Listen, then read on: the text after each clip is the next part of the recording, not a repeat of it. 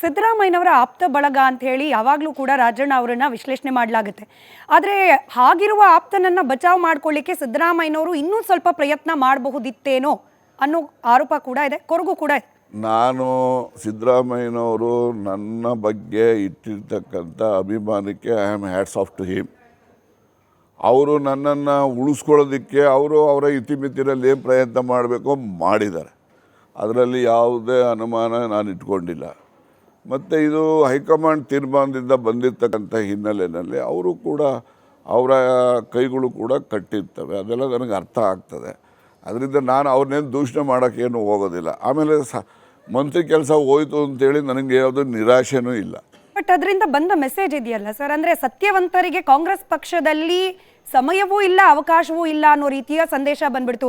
ನೀವು ಹೇಳಿದ ನಿಜ ಇತ್ತು, ವೋಟರ್ ಲಿಸ್ಟ್ ಆಗಿದ್ದು ಕಾಂಗ್ರೆಸ್ ಸರ್ಕಾರ ಇರೋ ಸಂದರ್ಭದಲ್ಲಿ, ಹಾಗಾಗಿ ದಾಯಿತ್ವ ಕಾಂಗ್ರೆಸ್ನದ್ದು ಕೂಡ ಇರುತ್ತೆ.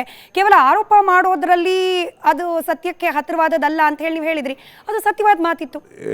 ನನ್ನ ಅಂದಿನ ಹೇಳಿಕೆ ತಿರುಚಿ ಅದನ್ನು ಮಾಹಿತಿಯನ್ನು ಕೊಟ್ಟಿದ್ದಾರೆ.